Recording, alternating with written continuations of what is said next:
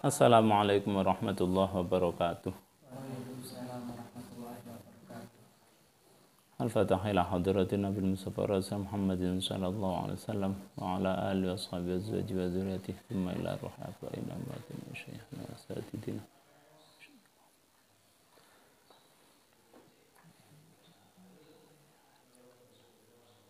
Al-Fatihah. A'udzu billahi minasyaitonir rajim. Bismillahirrahmanirrahim. Alhamdulillahirabbil alamin. Ar-Rahmanir Rahim. Maliki yaumiddin. Iyyaka na'budu wa iyyaka nasta'in. Ihdinas siratal mustaqim. Shiratal ladzina an'amta 'alaihim ghairil maghdubi 'alaihim waladdallin. Rabbi ighfirli wa walidayya wa lil mu'minina amin. Bismillahirrahmanirrahim. Kita lanjutkan kitab At-Tibyan fi Adabi Hamalatil Quran. Kita masuk di bab kelima fi Adabi. Ini barangkali bisa dipakai bab kelima. Fi Adabi Hamilil Quran. Bab kelima.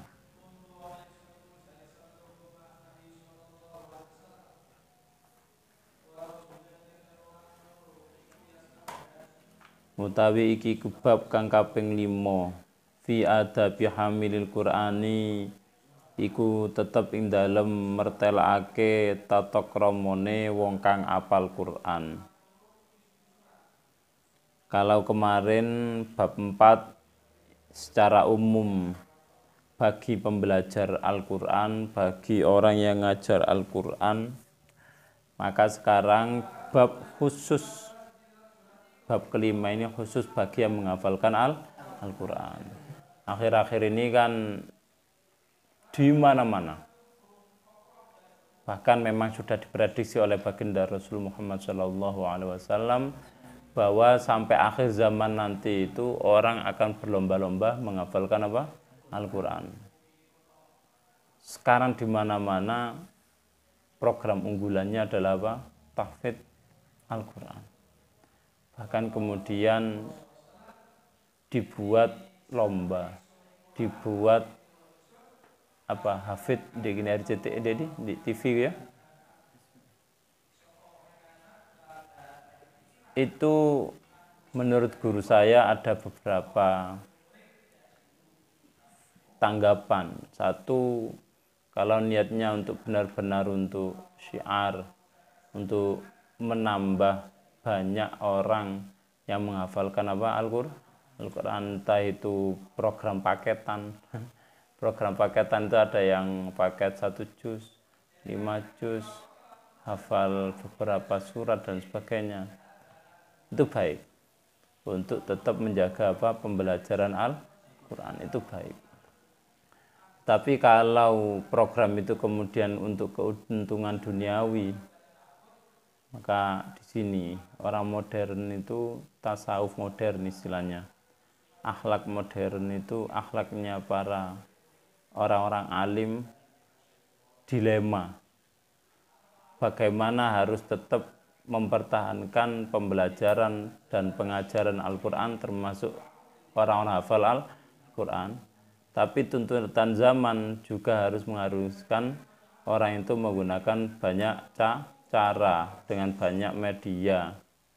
Akhirnya di sekolah-sekolah negeri, sekolah swasta, sekolah apapun itu, si cili-cili termasuk di TPQ itu didorong, disemangati program Qurannya adalah untuk menghafal Al-Quran.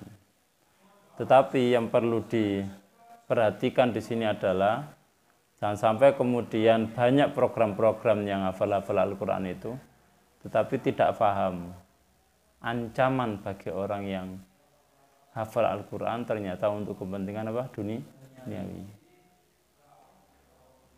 Dan itu tipis bedanya. Kadang ada orang tua itu ingin menyekolahkan anaknya di sebuah tempat karena ada apa program apa Al-Qur'annya. Tujuannya ben anakku pinter, ben anakku gak kaya aku gitu kan. Aku biyen gak hafal. Saiki anakku pengin hafal minimal juz 30. Tapi ternyata ada terbersit ben aku ketok hebat anakku iso ngapalno ben gak kaya anak wong-wong. Lah ini untuk saingan untuk digawe bangga-banggaan. Kalau program ini wajib seluruhnya, artinya lewis ngaji dek kene ya secara nggak langsung berarti nantinya mengikuti programnya hafal sudah selesai. Gak apa-apa sudah. Artinya harus mengikuti saja programnya yang diwajibkan oleh yayasan, oleh pondok, oleh madrasah, diniyah dan sebagainya. Tapi kalau kemudian untuk apa tadi itu bangga-banggaan untuk kayak menang-menangan, gawe lebih-lebih kemudian ben anakku ben pinter, uripe mulya di mata masyarakat. Lah iki sing gak pas. Lah uripe mulya di mata Allah bener. Tipis sekali. Bedanya apa tipis. Dan itu enggak ketara. Tapi kembali kepada kemarin kita bahas tentang keikhlasan ya. Orang itu kalau ngaji, belajar itu harus ikhlas, tulus kepada Allah.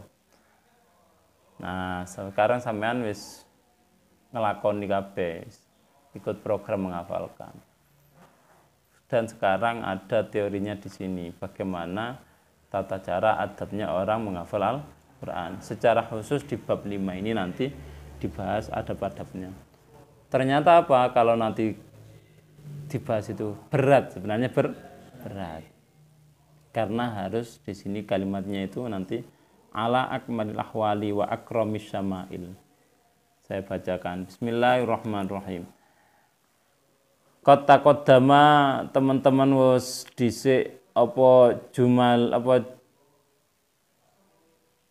jumalun pira-pira jumlah minhu saking bab kelima fil babi dalam bab alladzi kang qabla hadza dalam sadurunge iki. Untuk akhlak beberapa sudah disebut.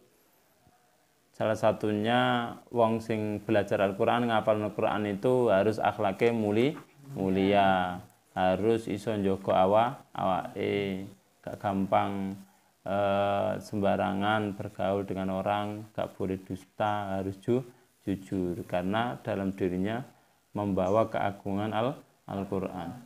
Wa min adabi lan iku setengah saking tata kramane hamilul Qur'an, wong hafal Al-Qur'an ayakuna utawi ento ana ala akmal ahwali iku ing atase luweh sempurnane pira-pira tingkah wa akrami syama'ili lan sempurnane pira-pira akhlak, pira-pira watek, pira-pira sikap.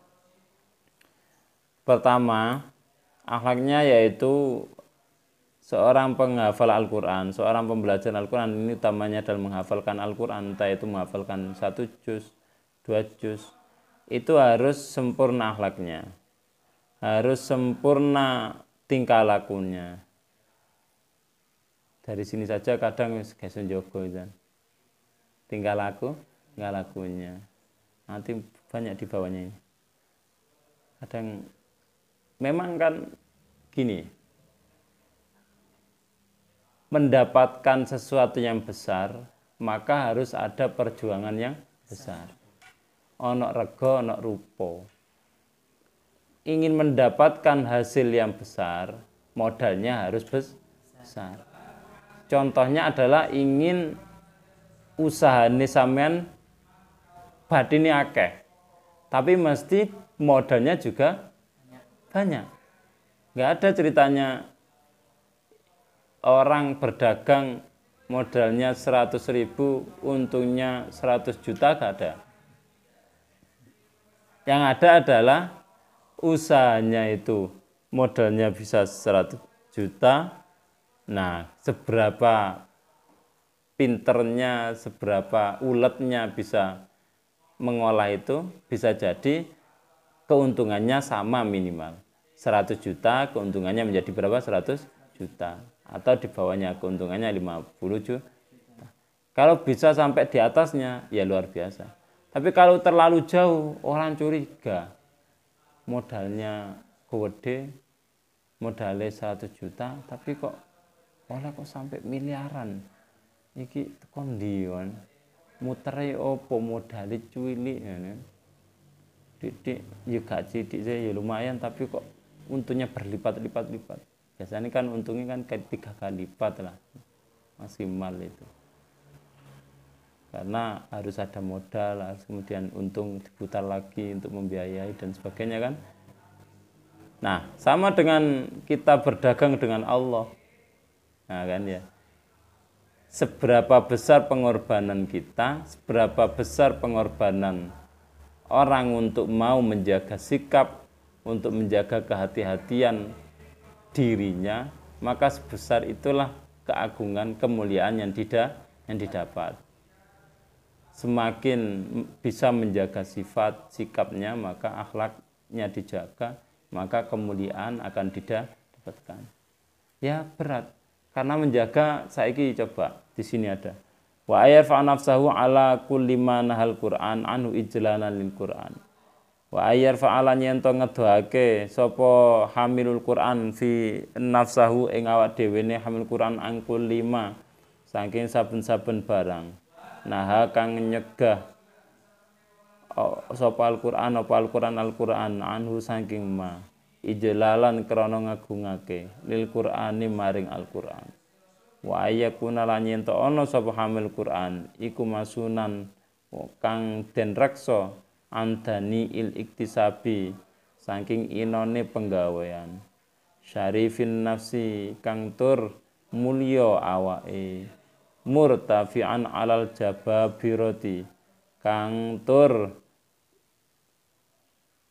apa itu namanya luhur atau tinggi derajate alal jababirati ngatasé pira-pira wong kang gumedhe wal jafati lan pira-pira wong kang semangat min ahli dunya saking ahli dunya mutawadian hale andap asor li sholihin maring pira-pira wong soleh wa ahli khair lan wong apik wal masakin lan pira-pira wong miskin wa yakuna lan yen to ana sapa hamil Quran mutakhasyian iku khusyuk merdi-merdi ati-ati za sakinatin tur anduwene anteng wa waqorin lan bangete anteng. Orang yang hafalkan Al-Quran itu sebaiknya mampu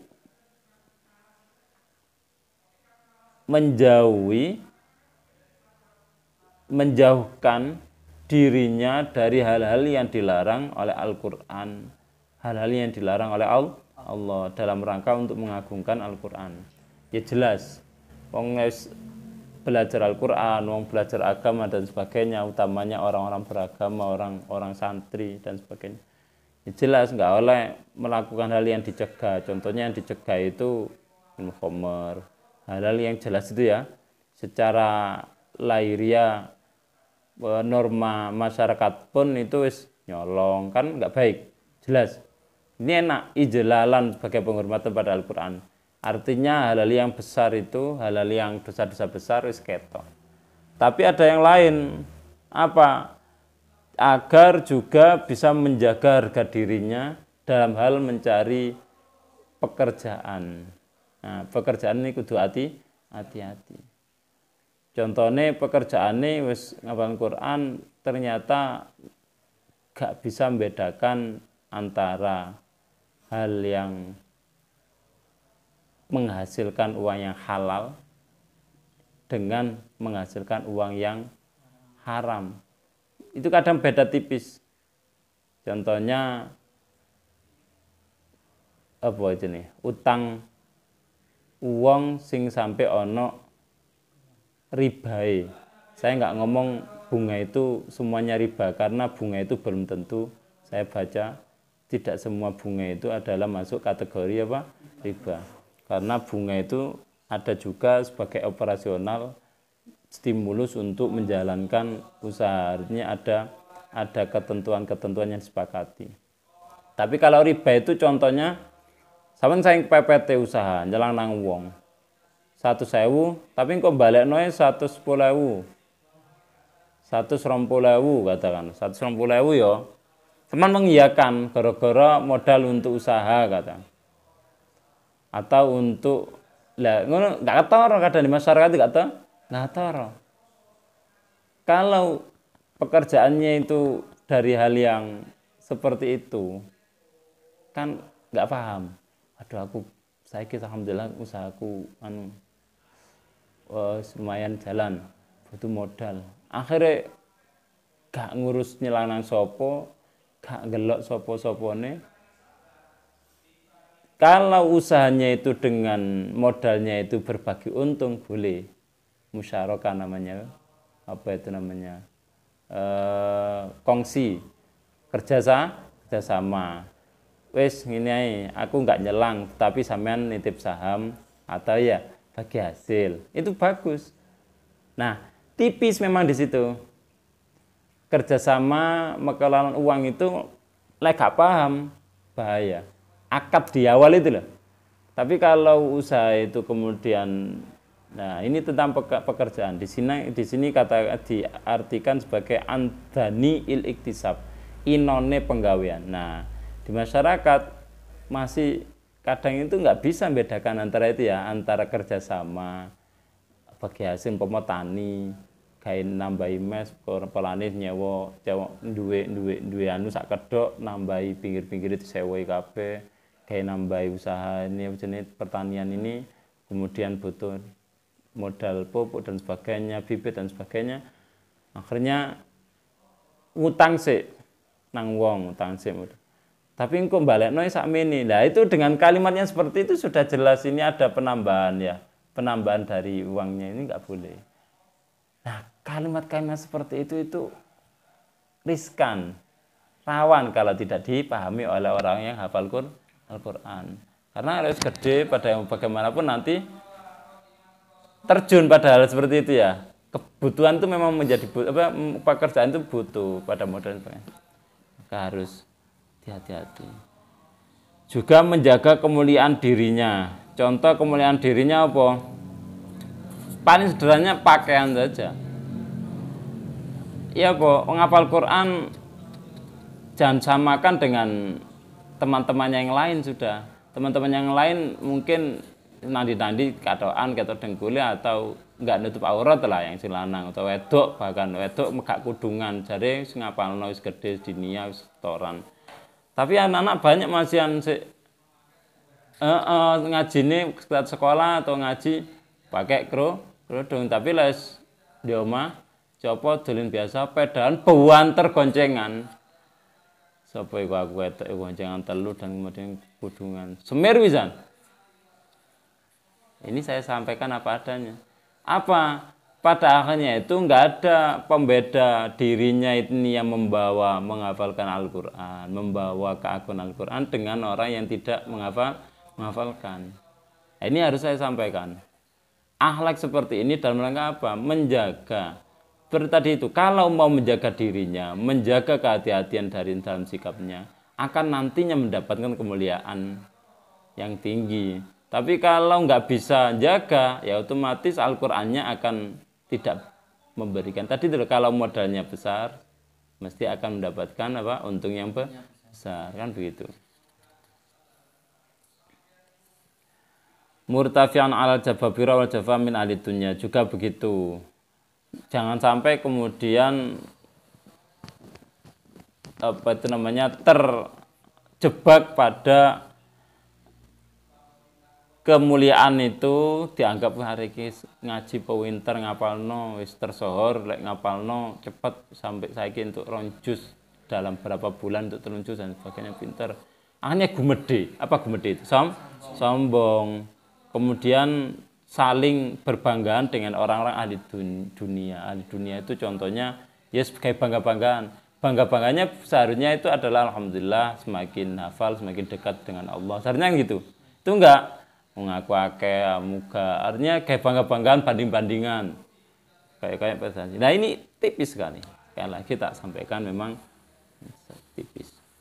Kemudian bukan ambek wong padha saleh, padha alil akhir ya apik sebenarnya untuk saling berlomba apik. Tapi enggak kadang ambek bandingna kon gak sugih kamu ini aku ini dan kemuliaan di mata hafal dan kamu miskin dan sebagainya sama-sama orang nggak boleh. Yang seharusnya dialami atau disikapi adalah wong iku khusyuk, tenang, enggak terpancing untuk bangga-banggaan. Faqatan Umar bin Khattab radhiyallahu anhu annahu qala ya ma'syarul qurra' wong katanya Sayyidina Umar bin Khattab menyampaikan Sayyidina Umar ini salah satunya di rumahnya itu dibuat kumpule para hafal Quran pada zamannya Nabi dipakai deres. Yes, katakan dek kene lah. Ngene arek ngaji gitu ya.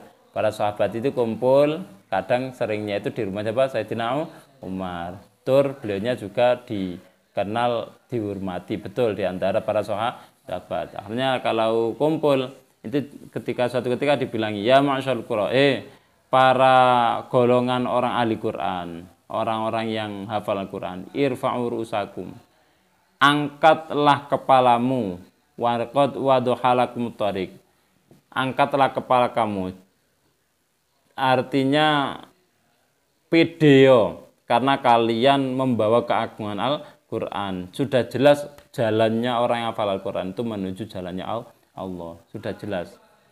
Tapi apa? Fastabiqul khairat juga berlomba-lombalah dengan satu sama lain untuk menjaga hafalan dan memperbaiki sikapnya. Tapi jangan apa? La takunu iyalan 'alan nas. Tapi jangan kamu menjadikan beban pada orang lain. Artinya beban itu apa? Ngaji tok, jaga Quran, enggak ada usaha, tapi kemudian mangan atau kehidupannya itu meminta-minta pada orang lain, jaga wong di ya kan enggak berbanding ya. Seharusnya orang yang hafal Quran itu kan memang dijamin oleh Allah, tipis sekali. Tetapi jangan kemudian jaga wong ya.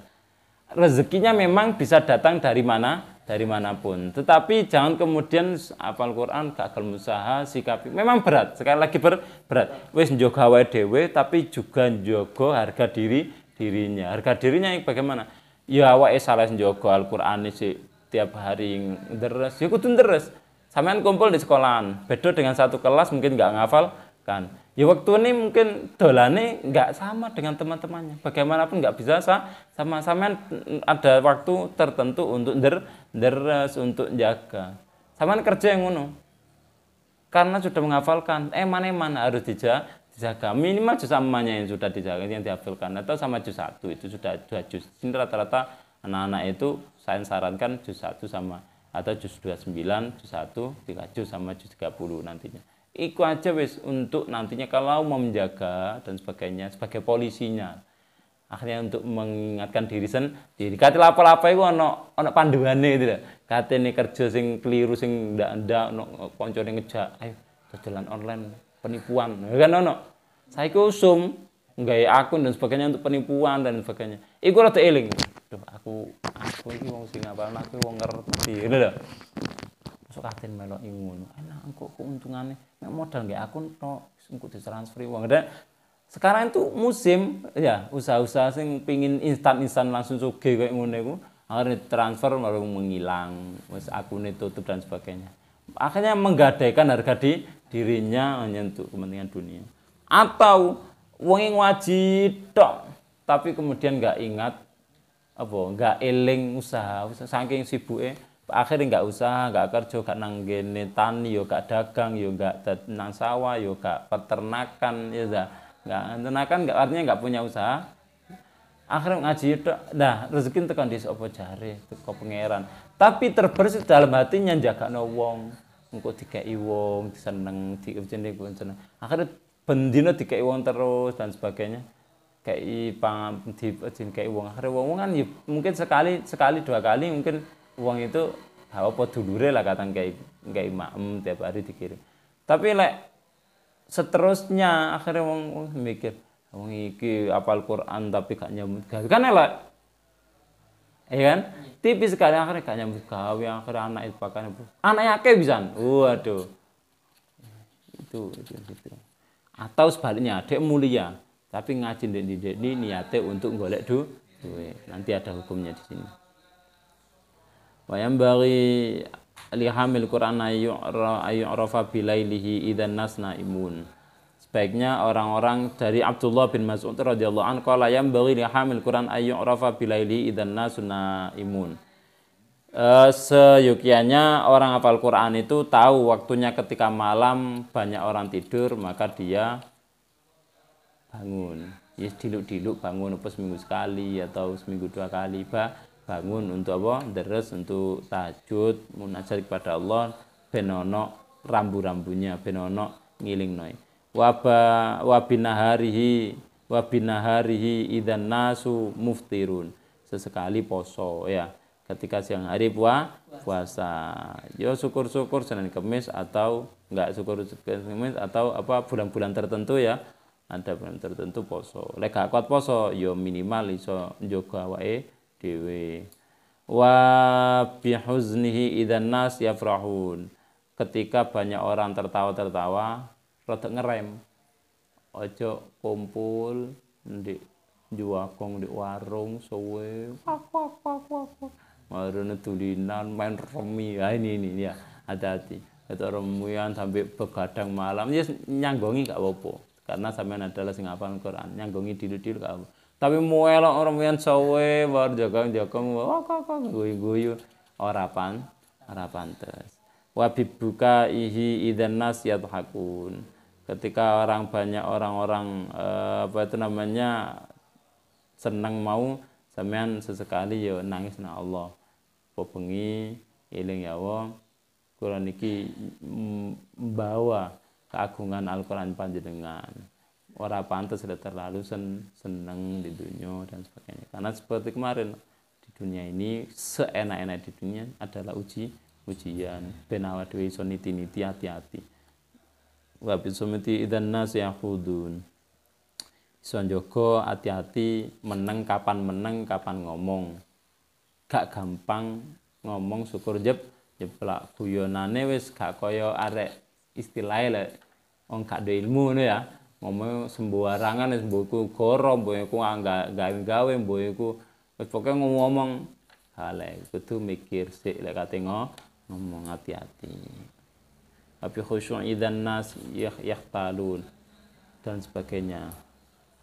Selanjutnya adalah sama Mas Yan tentang kehati-hatian tentang orang itu selama menghafalkan Al-Quran kalau sudah diberikan rezeki oleh Allah bisa menghafalkan Al-Quran harus hati-hati dalam bersikap menjaga hari-harinya agar 24 jam jangan sampai pemenang musim saiki kabeh diliburkan semuanya, sekolah libur, ngaji libur, belas orang buka Quran belas. Tapi syukur sik krana bulan Ramadan sik melok darusan ngaji. Tapi ya dieling-eling. Ya rada deres apa sing wis dihafalno jus 30-nya. Programnya dinia itu di online itu di WA kan sama ustazah di kongkon. Ya Giska ya. Kon deres kan halaman sekian jus 30 ya. Dinia ikut sampean. Ada di grup WA. Ya, bangga gitu kan ada. Artinya apa? Untuk ben tetap deres njogo hafalane. Wis itu aja dulu. Kelanjutannya besok insyaallah adalah hukum mencari upah dari mengajar Al-Qur'an atau niatnya bagaimana yang benar. Benar apa enggak? Golek uang, golek harta dari hafalan Al-Qur'an apa yang benar. Demikian kita akhiri. Al-Fatihah. A'udzubillahi minasyaitonir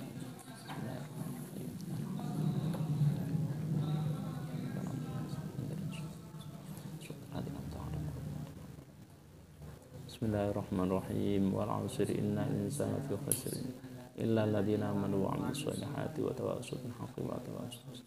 Subhanakallahumma wa bihamdika asyhadu an la ilaha illa anta astaghfiruka wa atubu ilaik. Assalamualaikum warahmatullahi wabarakatuh.